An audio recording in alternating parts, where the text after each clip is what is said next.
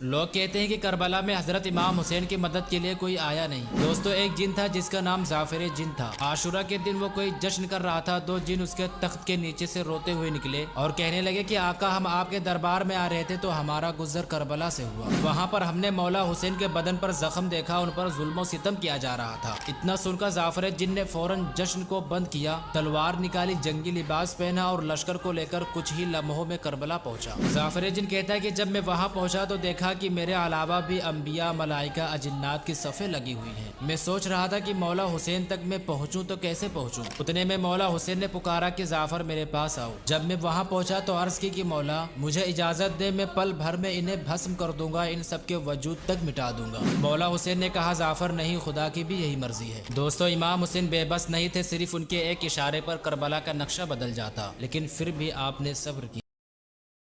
جب امام حسین جنگ کر رہے تھے تب غیب سے آواز آئی تھی، جس کو شاعر کچھ اس طرح بیان کیا ہے: روک دو تلوار، دنیا کو قضا آ جائیں گی، آج جنگ پر ساری مخلوق خدا آ جائیں گی، منتظر جنت ہے، جنت میں چلے آؤ حسین، ورنہ جنت خود ننگے پاؤں چل کر کربلا آ جائیں گی۔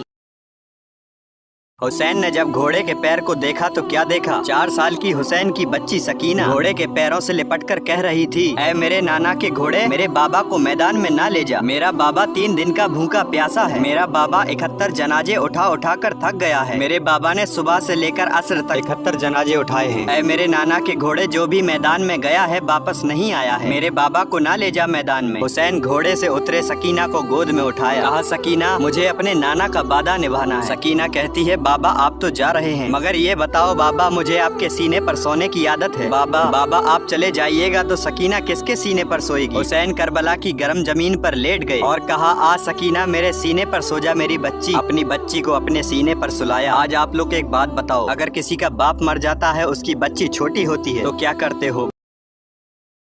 دوستو، حضرت امام حسین کے شہید کے بعد جب ان کے گھر والوں کو یزید کے پاس لایا گیا تو حضرت زین العابدین کو دیکھ کر یزید نے کہا کہ یہ کون ہے؟ انہی میں سے ایک نے بولا کہ یہ حسین کے سب سے بڑے بیٹے علی ہیں۔ دوستو، حضرت امام حسین کے والد کا نام بھی علی تھا اور ان کے بیٹے کا نام بھی علی تھا۔ یزید نے ہنس کر کہا کہ علی میرا بیٹا تمہارے برابر ہے، کیا تم اس سے مقابلہ کر سکتے ہو؟ حضرت امام حسین کے بیٹے علی نے فرمایا کہ یزید ایک ایک تلوار دونوں کو دے اور مقابلہ کرا کے دیکھ لے۔ یزید کے بیٹے نے غرور میں آ کر کہا کہ آج چرچا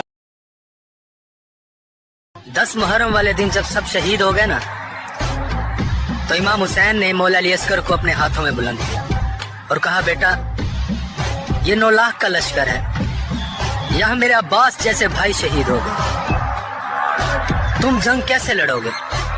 نہ تم تلوار اٹھا سکتے، نہ تم تیر اٹھا سکتے، جنگ کیسے لڑو گے؟